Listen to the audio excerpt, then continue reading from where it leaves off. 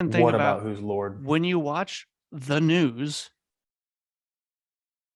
what are you watching? Well, you're watching a lot of things, but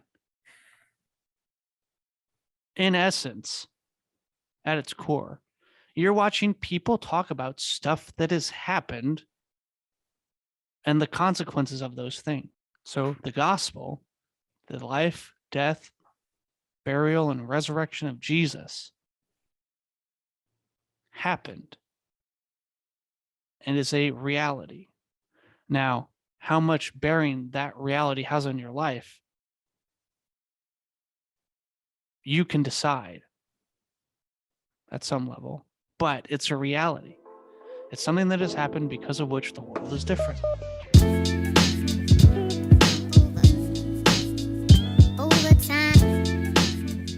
Welcome to the Belfast Podcast. I'm your host, Luke Byler.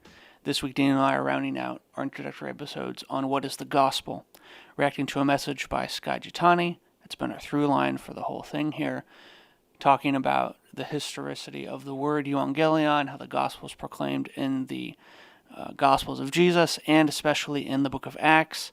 We talk about that today, and we've been reacting to how the gospel is proclaimed in our modern time.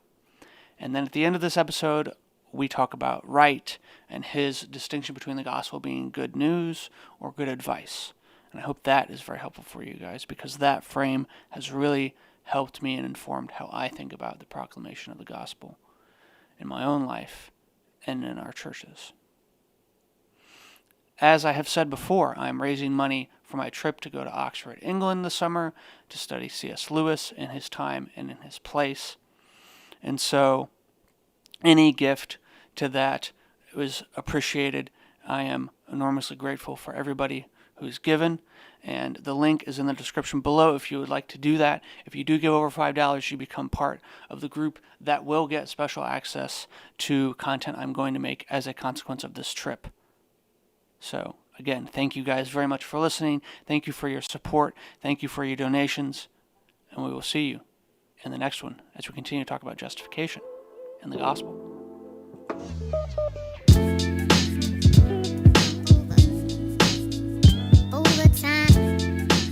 The section that a certain group of scholars would call Second Isaiah or Deutero-Isaiah, the use of this term becomes very centrally focused for how it seems to get employed and referenced in the New Testament.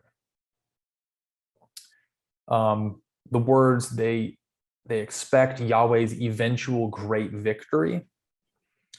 And in some instances, it is tied to a herald preceding Israel out of Babylon back to Zion. It is not understood in these contexts as being a proclamation that is far off and coming at some point, but something that is coming as it is being proclaimed by the messenger. That's an important distinction to make, because that helps, and this will be a conversation for a way later time, helps bring into focus certain ways we think about eschatology and how the gospel is related to that. They were actively returning to Zion, and they were going to live in step with what that return meant in their lives there and then. So this message brings a restoration to Israel, new creation, and the inauguration of an eschatological age, a new age. And this is interesting because this is the Old Testament. This is in Isaiah, a new era for Gentiles who are now a part of God's kingdom as well. And I'm talking Isaiah 52, Psalm 96:2, and Isaiah 60, verse 6 and surrounding. Very, very interesting, right? The inclusion of the Gentiles is inherent in the use of this term basar and evangelion, which become gospel, right? The good news also brings liberation to the poor. This word is not just breath and sound, it's effective power. That's a direct quote from the commentary that I'm using. So they're talking about how this word is like accompanied with God's power moving, which is interesting.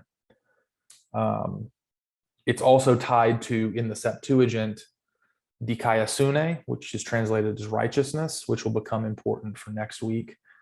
Sotera or soteria, which is salvation. And so where we get soteriology, the study of salvation. And so, and arene, which I believe is the word for truth, but don't quote me on that. But it's all tied together. And so you can see already in the Old Testament, we have the shapings of these categories being aligned with gospel in the way that they're employed in the Gospels and in the rest of the New Testament itself.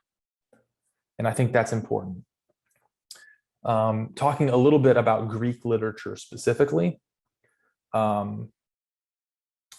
this word is used to proclaim victory by an army to an anxiously awaiting city, which I think is interesting.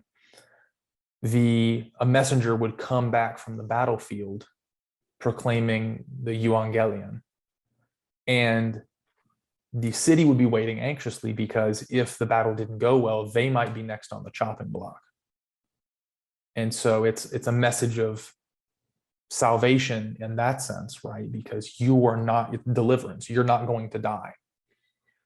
It could also be used for weddings, good news of a wedding, good news of the birth of a son, and specifically the son, a royal son.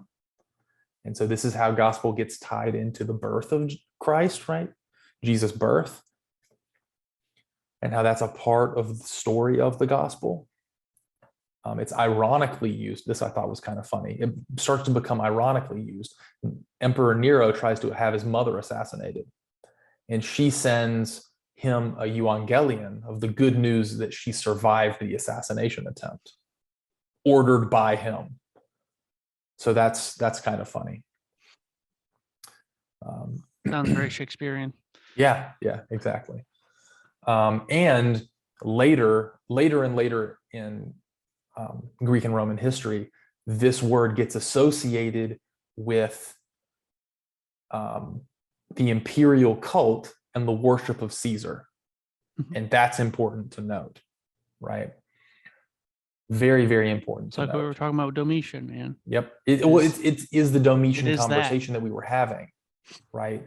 Just import all of that here. Think about how you have to make a choice between the reign of Caesar or the reign of Jesus. Because the gospel of the Bible is Jesus Christ is King. That's it. And that means a lot of things, but that's it. A royal son was born, and that royal son died and was raised and is enthroned in heaven, and all of the ways that that impacts our life. Christ Messiah being that typology, right? He's the Messiah embodying all of the typology carried forward from the Old Testament, from the Hebrew Bible.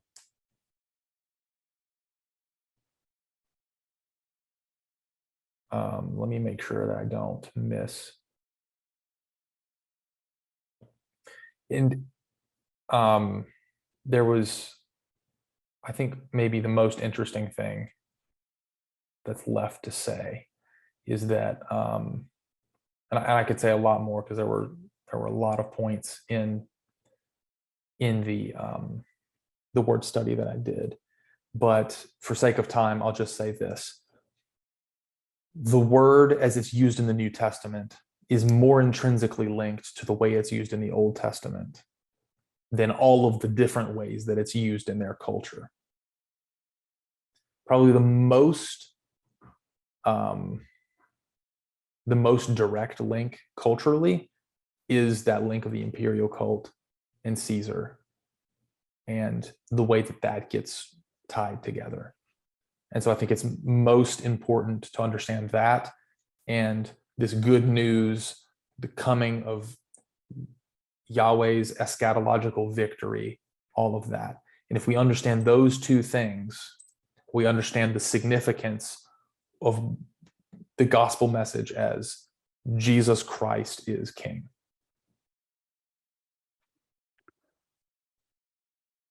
That's awesome. Any I any thoughts? I'm going to read something. This is Psalm 2. It's thought of to be it is a messianic psalm. I'll read this again once we read Heiser, and it is going to be a lot of different bells are going to go off in your head at that point. But to what you just said about the use, what was the word in the Old Testament? A basar. Basar. How basar is used and how that maps on to Evangelion. And their similarities, their overlapping themes here. Psalm 2. Why do the nations rage and the peoples plot in vain? The kings of the earth set themselves, and the rulers take counsel together against the Lord and against his anointed, against his Messiah, saying, let us burst their bonds apart and cast away their cords from us. He who sits in the heavens laughs. The Lord holds them in derision. Then he will speak to them in his wrath and terrify them in his fury, saying, as for me, I have set my king on Zion, my holy hill. I will tell of the decree. The Lord said to me, you are my son. Today I have begotten you. Ask of me, and I will make the nations your heritage, and the ends of the earth your possession. You shall break them with an iron rod and dash them in pieces like a potter's vessel. That's quoted in Revelation. And today you are my son, or you are my son, today I've begotten you. Like, talk about intertextuality. Now therefore, O kings, be wise, be warned, O rulers of the earth, serve the Lord with fear and rejoice with trembling. Kiss the Son, lest he be angry and you perish in the way, for his wrath is quickly kindled. Blessed are all who take refuge in him. Now, this is highlighting some of the wrath and anger of God against unholy kings, which there's a whole other conversation to have there too. But just think of the language here. God, plotting against his anointed one, him setting him up to inherit all the nations, all peoples coming under his rule. This is the language that's used in Psalm 2, a psalm that was seen as this is what's going to happen. This is eschatological. This is how God makes it right.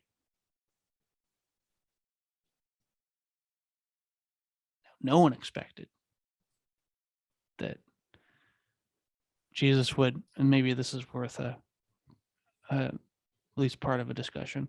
No one expected that he'd enter town on a donkey and then get hung on a tree.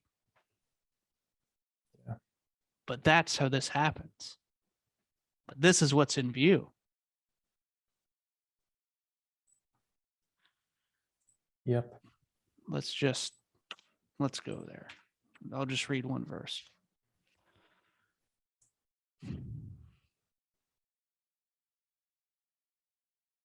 The last verse of Psalm 82. Psalm 82, verse 8. Arise, O God, judge the earth, for you shall inherit all the nations.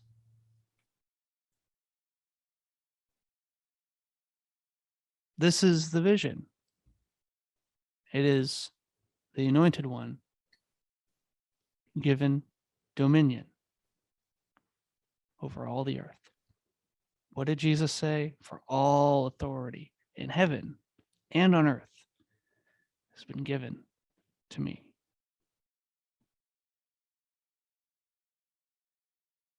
This is Bashar. This is the vision. This is the message, the end. This is what is to come, right?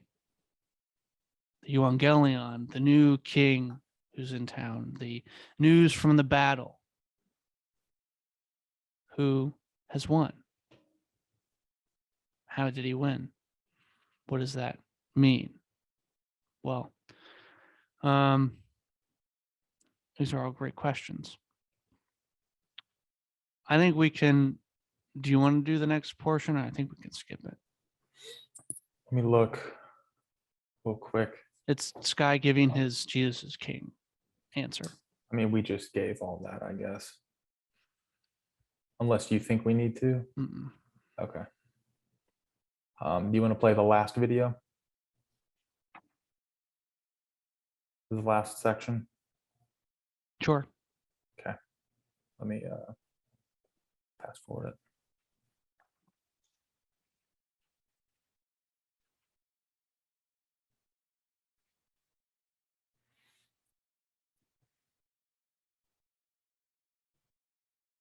All right.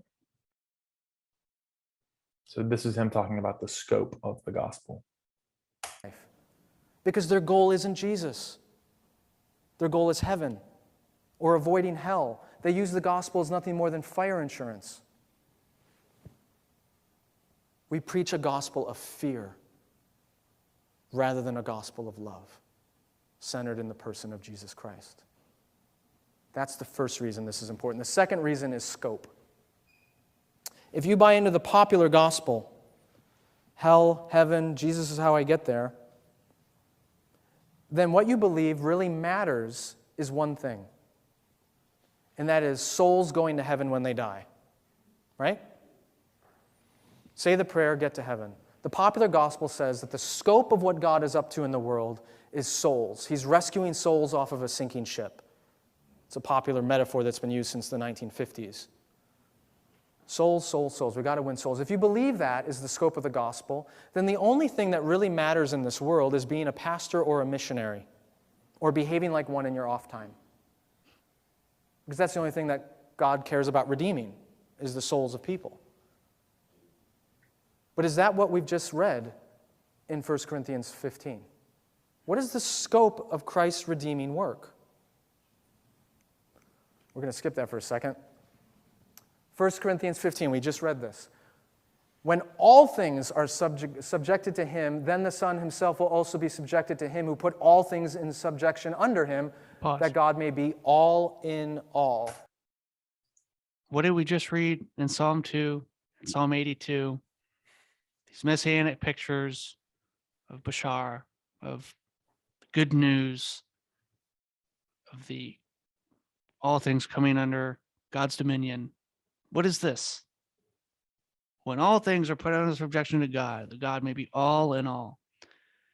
In God, Christ is reconciling the world to himself. For in Christ, all the fullness of God was pleased to dwell, and through him to reconcile to himself all things, whether on earth or in heaven, making peace. John Walton, this sounds very confrontational. Peace by the blood of his cross. Now, these are consequences of what that means. This is, again, this guy is talking about the scope. What's the implications of your gospel? Are the implications just that you will, in an escapist sense, die and go to heaven one day? Or are the implications that you will live a life as though Jesus is king? Because those are two very different Or things. is the implication just that you enact social change? Yeah. This ethereal eschatological utopia that's almost man-made because Jesus doesn't really seem to be on the throne in those models. Like we were talking about earlier, it makes man the center. But if Jesus is king, then we're not the center.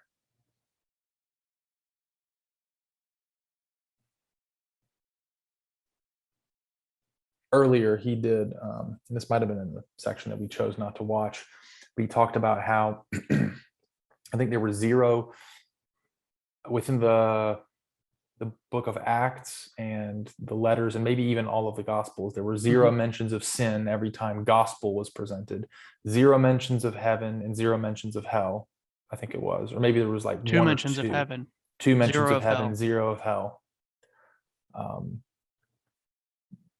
But Jesus' kingship and the proclamation of it were 2 of the highest ranking things on the list, tied to what the gospel is.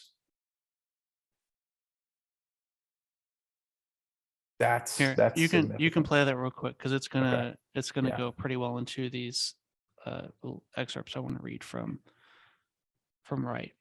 Okay. I think I found it.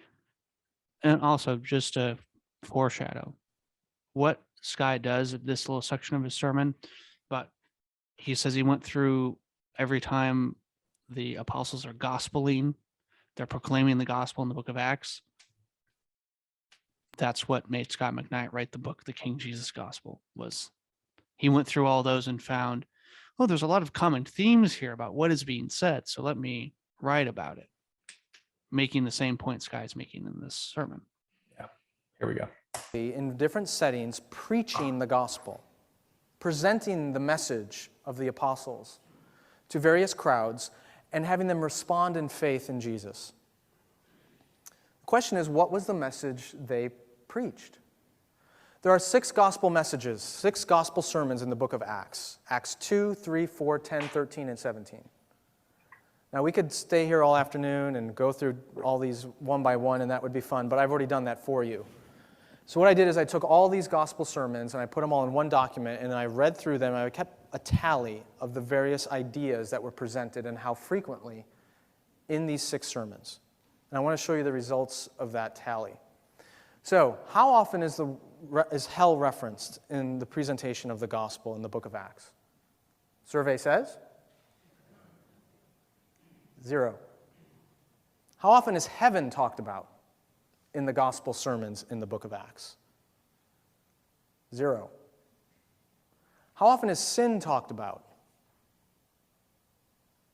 Twice. And actually, that's not entirely accurate, because in one of those references, which we'll look at later in Acts chapter 2, sin is only mentioned in response to the gospel, not in the gospel presentation itself. So you could say 1, parenthetically 2. How about Jesus' life? 4 times. Jesus' death is presented 9 times. Jesus' resurrection, 15 times. And Jesus' lordship, 10 times. What we find in the gospel preaching in Acts is perfectly congruent with what Paul says his gospel is in 1 Corinthians 15. The gospel that the apostles present, both in Acts and throughout the New Testament, is a gospel that's centered on the life, the death, the resurrection, and the rule, the lordship of Jesus. That's the good news they present. Now, I have one last bit of evidence. Here, you can pause. solidify Go back to that tally, and I'll read this.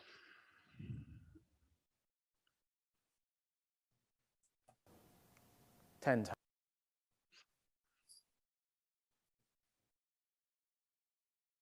So I'm going to read a little bit from N.T. Wright's book, Simply Good News, Why the Gospel is News and What Makes It Good. He spends the first chapter answering the question, what is news? And so he says this. He gives some examples of scenes in normal life that could be constituted as news. And he says, first, the news in each case isn't just something that has happened out of the blue. Each one of the announcements I mentioned assumes a larger context, as if it were a new and unexpected development within a larger story. In the first case, the announcement comes amid the story of a sick and dying child. And the second, the long-running story is that of the well-known sporting rivalry between the teams. Someone has won or someone has lost. In the third case, the announcement comes in the context of a slow, sickening decline of a whole region into social depravity. The news in question makes sense within that larger story. Only by knowing the backstory can we understand why the new announcement is good news. Second, the news is something that has happened, because of which everything will be different now. The news has significance. It makes an impact. It has consequences that alter lives. When you put good news within a larger story, it isn't just a matter of, well, that's nice, but now we're going back to things how they were before. In the case of football victory, it might feel like that after a few weeks, but at the time, it always registers as a new beginning.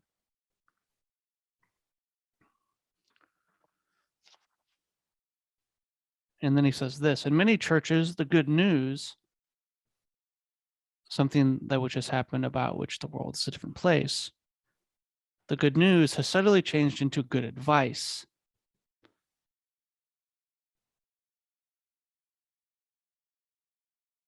Here, follow these 5 steps and you'll get your finances in order. This is why every February, and I'm not knocking these things, churches have a series on relationships, right? Part of these are consequences of what the community of Christ looks like if they are, believing in the gospel. But many times these fruits, as we've been saying, get conflated to the gospel itself. The good news has subtly changed into good advice. Here's how to live, they say. Here's how to pray. Here are techniques for helping you become a better Christian, a better person, a better wife or husband. And in particular, here's how to make sure you're on the right track of what happens after death. Take this advice, say this prayer, and you'll be saved. You won't go to hell, you'll go to heaven. Here's how to do it. This is advice, not news. The whole point of advice is to make you do something to get a desired result. Now, there's nothing wrong with good advice. We all need it.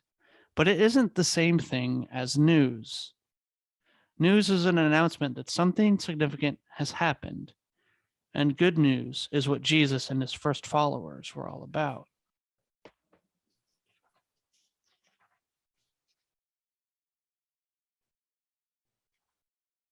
So just to interject for a second, I don't know Go if ahead. you have more that you want to read, but I have that last page, but Okay. go ahead. Just to make the contrast between advice and news explicitly clear, what N.T. Wright is saying here is advice is, here's what I think, take it or leave it. It would probably be beneficial to you if you took it. News is, this is what's happened whether you like it or not. And you can live in accordance with that news or not, but it doesn't change the reality of the situation. What happens every election? Not my president. Yeah. But he is. Yep. You got to deal with that reality, whether you like who's in office or not. That is the reality in which we live, and at least in America. Like that's, and the rest of the world has consequences because of this, right? Yeah. But point is, when the poll results come out, it's not advice. It's not, well, if you want him to be, then sure. No. He, or maybe she at some point, is president, right? It's not advice. It's news about something which has happened that now the country is possibly going to be different or different in certain ways. We have to live with that. Well, and this is why we spent so much time talking about truth and interpretation and all of these things, right? Is because the waterfalls are there whether you like it or not, right? Mm-hmm. What about the waterfall? We kept saying. What about it? It's there. What about who's the president? It's news. You can't change that. What about who's king? Even think What about about who's Lord? when you watch the news, what are you watching? Well, you're watching a lot of things, but in essence, at its core, you're watching people talk about stuff that has happened and the consequences of those things. So the gospel, the life, death, burial, and resurrection of Jesus happened and is a reality. Now, how much bearing that reality has on your life, you can decide at some level, but it's a reality. It's something that has happened because of which the world is different. Well, and not my president. Okay, move to a different kingdom, right? But you have to do something in order to make that reality not bearing upon you. Otherwise, you're stuck with it. Right, says this later in the second chapter, talking about how this news is perceived. Is it foolish? Is it scandalous? Or is it good? Is the question.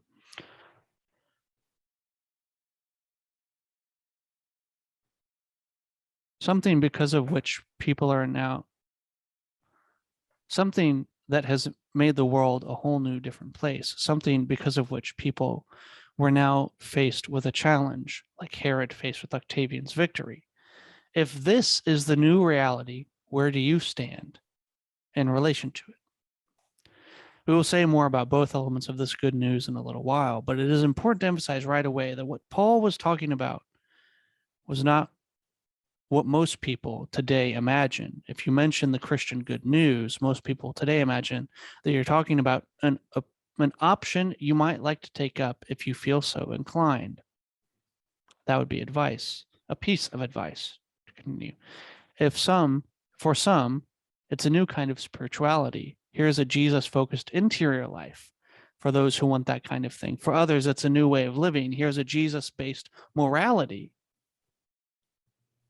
Or indeed, your community might like to follow.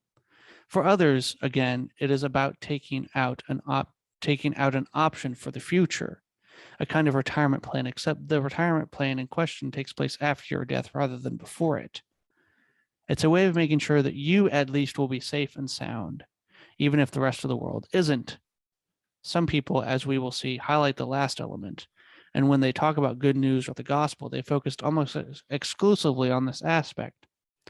Some people do the same with the idea of reestablishing our present relationship with God after being cut off through sin. John Piper. None of these ways of looking at things are, as they stand, totally wrong. The message of Jesus and the message about Jesus do include something about spirituality, something about morality, something about the ultimate future, something not least about our relationship with God. But all these miss the main point. The good news brought about by Paul and before him by Jesus, though we will come to that presently, was not about an option you might wish to take up. It wasn't a piece of advice. It was about something you may or may not wish. It wasn't a piece of advice about something you may or may not wish to do. It was news, something that has happened because of which the world is different. And they claimed it was good.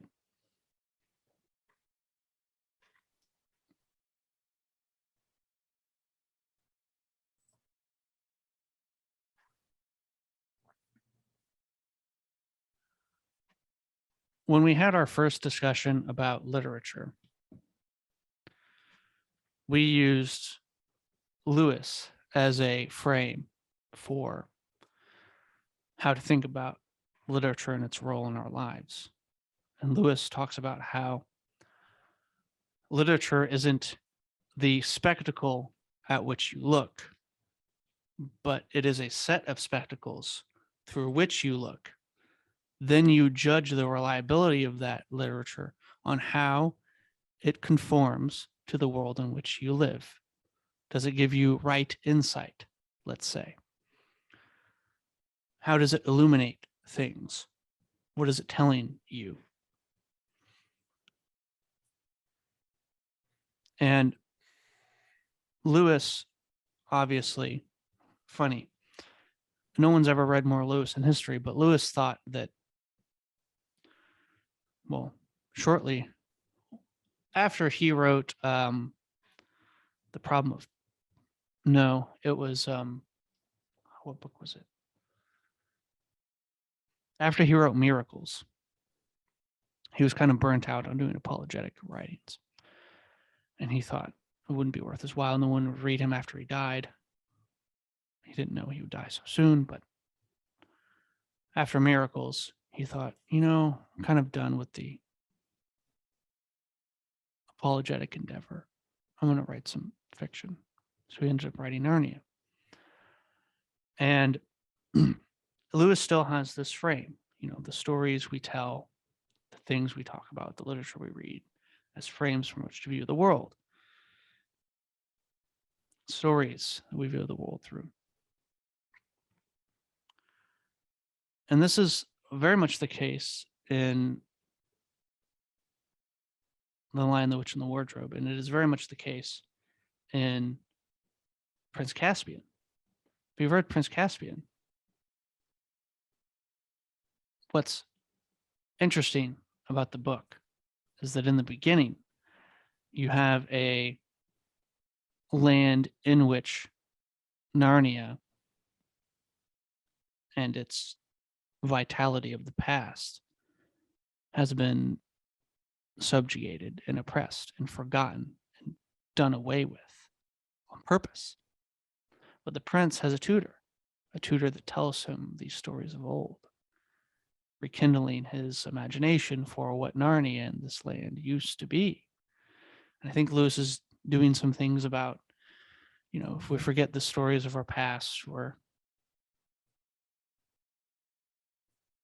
doomed to destitution. But a central question in Caspian is he going to believe that these stories are real, even in the appearance of Aslan in the book, as the kids come back to Narnia? Lucy's the only one that can see him. No one else literally sees Aslan, but she believes he's there, so he keeps showing up in glimpses. And the two stories parallel each other as Caspian comes to find go through the woods, come to find Narnia, traverse through the forbidden forest, let's say. Aslan appears more to Lucy. So he's playing with these ideas of forgetting the past, bringing it back, recalling these stories. But for what purpose? Well, because these stories are about a certain reality that you cannot deny in Narnia. Very much as Aslan, even in The Lion, the Witch, and the Wardrobe. And he's paralleling this too, because who's the first one to meet Aslan in The Lion, the Witch, and the Wardrobe? Who's the first one to see him? It's Lucy. She's the one who has the faith. And the question in Prince Caspian and the question in The Lion, the Witch, and the Wardrobe. So which story are you going to believe? Is this the world of the White Witch? Is this the world of the new oppressive king that through generations has subjugated and done away with the magical history of this land? Or is this the dominion of Aslan? And can we not see him anymore because we've forgotten him? Or is he really there?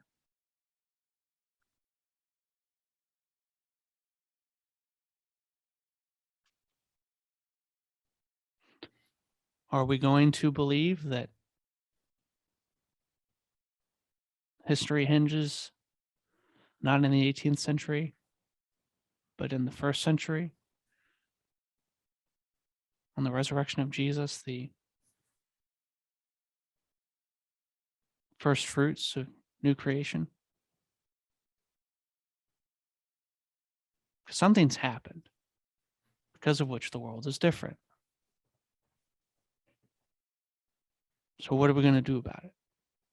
And do we believe that that story is true? In its factual sense, sure, but also in the sense that that reality now then governs what happens with us, as we've talked about in all of our ways in which the gospel works itself out. Work out your salvation in fear and trembling, right? And the ways it affects us individually, interpersonally, in our communities, and how we interact with government, and how we interact with our cities. But like I said, that's not the gospel. The gospel is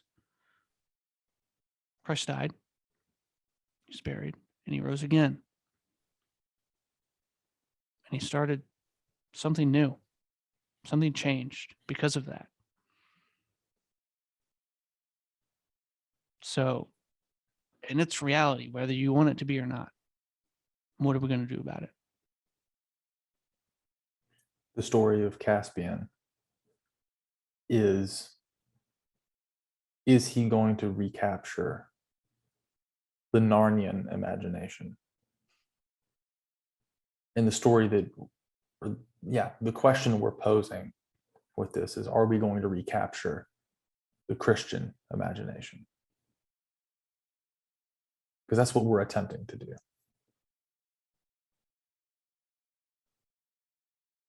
And it seems like a lot of people are getting bogged down in all of the fruit that the gospel is supposed to bear. But I don't really think it can bear that fruit fully if we don't understand what it properly is to begin with. That's why I spend my time doing this. That's why I love it. Is because I think the gospel will bear fruit if we keep what's supposed to be central. And far too often, I think we get distracted. So let's recapture the Christian imagination. Let's live in the right story, not the story of the White Witch, but the story of Aslan.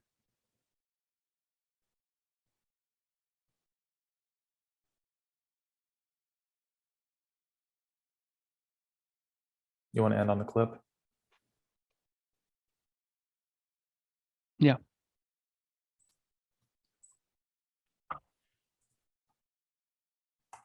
Narnia as a window through which we look at our own worlds. It's an approach that Lewis inherited from others. You might think of E. Nesbit, who he read back in the early 1900s as a young man. But the point I want to make really is this. Lewis, in effect, introduces us to a strange world called Narnia. They do things differently there. But as we read and as we think, it begins to give us thoughts about our own world. And I think one of the main points to make is this. One of the core themes of Narnia is this. Who can we trust? What story about things is the most reliable? And you might like to remember what happens when the children enter Narnia for the first time. They hear different stories. Is it really the realm of the White Witch? Or is it really the realm of this mysterious figure called Aslan, who one day is going to return. And the children have to make judgments. They have to say, we think this story is right and this story is wrong. And one of the most intriguing features of The Lion, the Witch, and the Wardrobe is how the children begin to make judgments about the reliability of the stories and the reliability of those who tell them. And the point that Lewis is making is this: that in our world, as opposed to Narnia, we hear different stories. Are we here simply randomly, purposelessly? Or is there some deeper logic, some deeper structure to reality that we can discover, which actually makes sense of who we are and what this world is? And one of the points that Lewis is trying to make is that we need to be critical about the stories that we are told. Now, of course, the story that Lewis tells in Narnia is not one that he invented. It's a retelling of the grand Christian narrative of creation, fall, redemption, and consummation. And what Lewis does is to transpose this story to his own, his own realm of Narnia. Pause. And I think that's a very important. So yeah, what story are we going to believe? How much? I think this is the question that we'll come back to again. One of the ones we'll come back to again and again and again. How much bearing do you think the biblical story, and let's say specifically the gospel stories, have on your reality?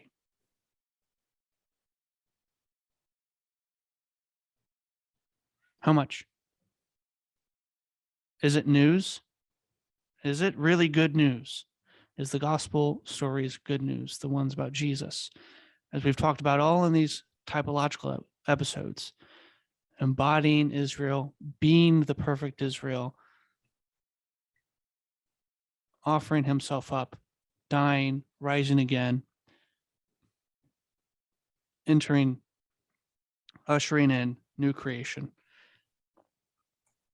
How much bearing does that have on our world, on our lives? Is it really news? Is it something that has happened because of which the world is different? Or is it just simply a vehicle for good advice?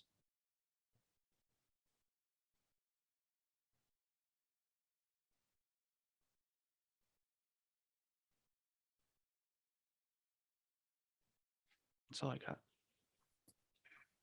I'm with you. No better place to end.